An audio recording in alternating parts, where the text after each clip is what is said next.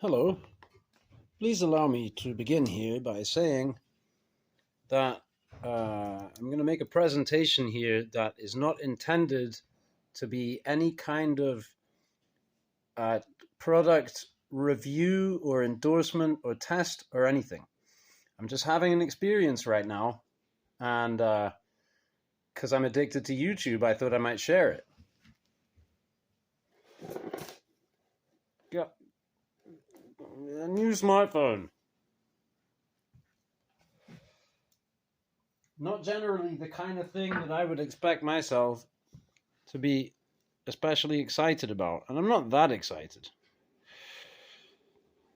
You can see just from the image here that basically we're dealing with a smartphone. And you can also tell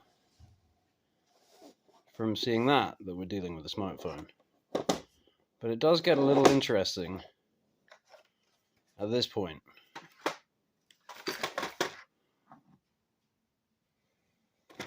So I just kind of cursorily checked, and my phone that I'm filming on now, which is just some Motorola that I got with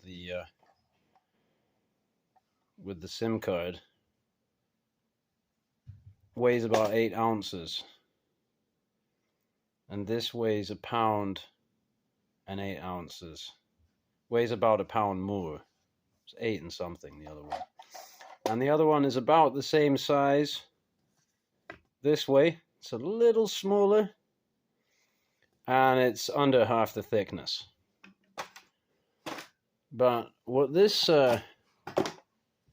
brick here, or tank, as they call it, which I appear to have switched on. I'll just switch that off again, because it's not really going to be about that right now. Any of that is just normal, right? That's exactly what my phone does when I do that, except it is doing it quicker. And I already seem to have misplaced the instructions, which is unfortunate. But there's a camp light. There's some kind of color light. There's a bright LED light. There is a regular camera, an infrared camera.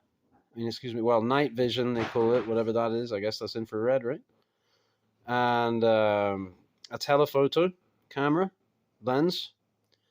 And there is a projector here, right? Do not shine into eyes. So theoretically, you can project onto a white wall or whatever. And these are buttons for the camp lights. I didn't get that working yet. When I switched on the phone, these would not switch on the lights. And I immediately started thinking, what a crock of, this is total. But I'm guessing probably you have to actually kind of initiate the software on the phone, because you can assign different functions to these buttons. That's the kind of factory setting function that isn't currently manifesting, but I suppose it probably will. Funnily, it said in the instructions, test holes. Somewhere there are test holes, maybe these, for waterproofness, and they say testing is prohibited to avoid damage. So supposedly it's waterproof, but you're not allowed to test it in case you damage it, which is, maybe not that remarkable today's whatever climate. And I guess that's my presentation. What more do I have to say about it?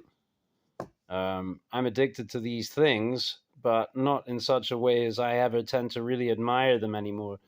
I do still have my old iPhone, and I find that works a lot better when I fire it up than my new Motorola. And I also find that my wife's ancient Samsung works better than my new Motorola. So I do notice that there are differences in performance and what have you. But effectively, I have a Gen X sort of semi-wariness towards the whole thing.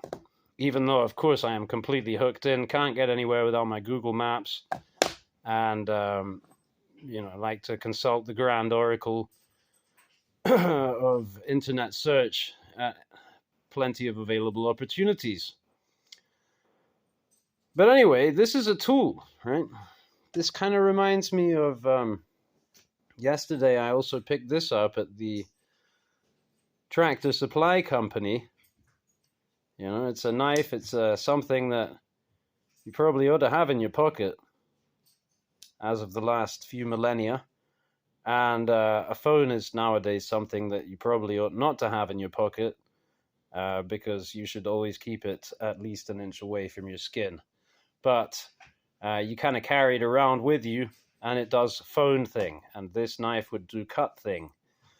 But then, you know, there's some stylistic stuff going on. Is it more or less robust? You know, how carryable is it? Does it have a clip? Does it weigh so much that you would probably want some kind of small trolley to take it, or maybe some kind of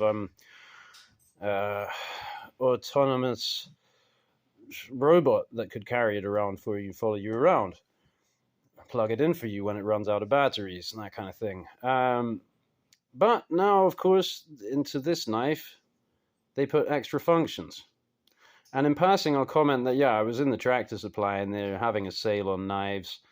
And I shouldn't really, but I did look. And I didn't just look in the case, but I looked inside the case where they have empty boxes for knives long sold and things that are what have you.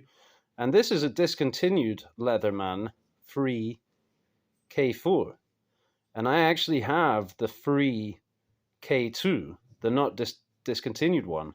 And for one thing, they stopped this finish. They don't do this finish anymore. That's discontinued. And that finish looks way better than the plain aluminum.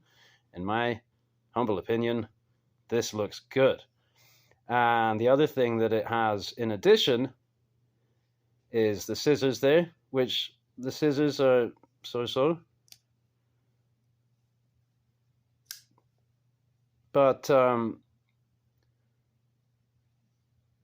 see, what it really has is not the serrations. No serrations. That's been discontinued too. This is a 4G. I think they're going to discontinue that